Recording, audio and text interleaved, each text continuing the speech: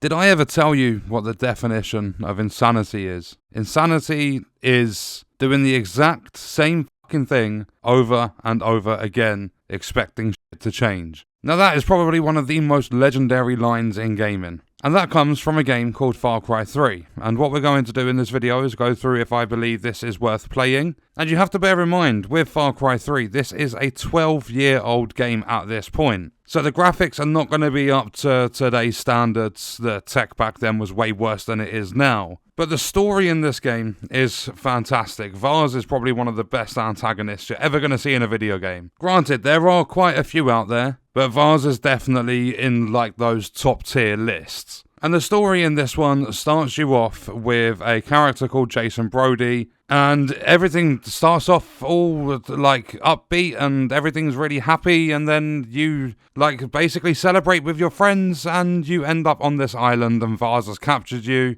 You're then sat there with someone called Grant, and Grant is basically going to lead you out of this like camp where you have been captured. Except things take a bad turn and Grant is shot and killed by Vars, like upon your escape. And the weird thing is, when it comes to Jason, at the start of the game, he is the world's biggest pussy. He is so scared to do anything. But that's not a bad thing, because over time you do build up your character, you build up those strengths and stuff. So it starts off a lot more realistic. You start off as this scared person, you've been captured, you need to escape, you have no idea what's going on. You're basically an absolute mess. And then once you do escape, you are saved by a guy called Dennis, and Dennis runs a tribe. And this tribe is basically there to try and get rid of Vars. Vars has captured all the radio towers on the island. And you basically have to go and capture those radio towers for yourself and reveal parts of the map, and like basically it's one massive plan to take down Vars. But you start off with absolutely nothing in this game. You have Dennis that gives you a couple of basic quests: go out, kill this animal, do this, collect these plants, so on and so forth. And then it's after that where the game kind of picks up and you then go into the open world and the exploration of Far Cry 3.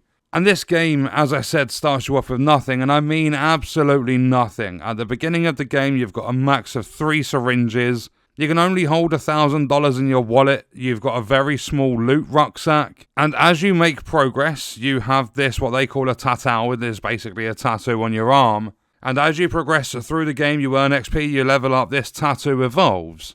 And it basically shows what sort of a warrior you are. The more tattoos you've got, the more you are known. The stronger you are, the more powerful you are, so on and so forth. And you start off with the most basic requirements, like for an example, you might have to find a pig and kill it to unlock something, because they have a full-blown crafting system in this game. You start off with like a max of 60 bullets, you have to craft a bigger ammo pouch. You start off with being able to hold 16 things in your loot rucksack, you upgrade it to 32, then 48. And even your wallet, you have a max of $1,000 you can hold, you upgrade it, it goes to 2,000, 4,000, 6,000 and so on. So this game starts you off with the bare minimum, and you have to, like, it basically builds up a survival mechanic. But it also entices and encourages exploration, and going off to do side things, and not just going down that beaten path, not following a direct linear path. And that's one of the things I absolutely love about Far Cry 3. You've got loads of different wildlife you can go and hunt. You can choose whether you want to play this game in a stealth sort of manner. You can choose if you want to go in all guns blazing. And granted, the mechanics are a little bit janky. The game still has issues, like especially on high-end machines, this game has problems in 2024. For an example, every now and then I believe it was stuff rendering in, but I did have the occasional like jump, like basically a little bit of stuttering, jolting, whatever you want to call it. And eventually, after about an hour and a half of playing to get the footage to do this video, I did have it actually crash me back to my desktop because I'm playing through the Ubisoft launcher.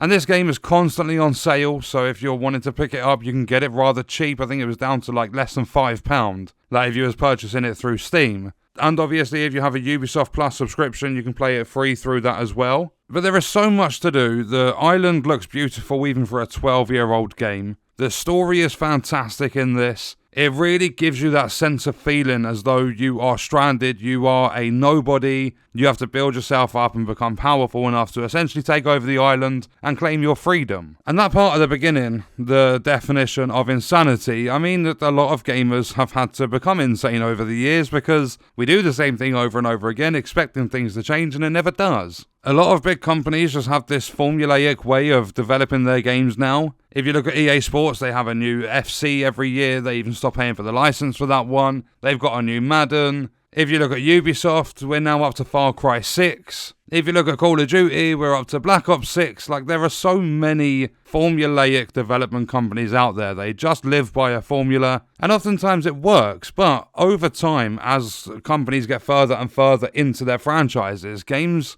like, they definitely do have, like, a really bad egg. But oftentimes games do get worse the more that are developed. Like, you'll see reviews and stuff for Far Cry 5 and Far Cry 6 nowhere near as good as what they are for Far Cry 3. But then you also need to think about how when a game first releases, it's going to be very open to the critics, and then over time, it's going to have its more solid reviews. So for an example, Far Cry 6 comes out, it's got mixed reviews all across the board, and then in 3 or 4 years' time, people will look back at it naturally and just say, oh yeah, that was a fantastic game. Which sometimes is the case because future, like, entries into the franchise come out, and they are way worse than their predecessors. And Far Cry 3 has the story, it's got the gameplay, it's got decent mechanics for being a 12-year-old game. The graphics aren't too bad, especially for its time. And when it comes to a lot of the more modern games, they are typically worse than Far Cry 3. Far Cry 3 was one of the best entries in the series. You have so much to do, you've got so much to explore, you've got a great story,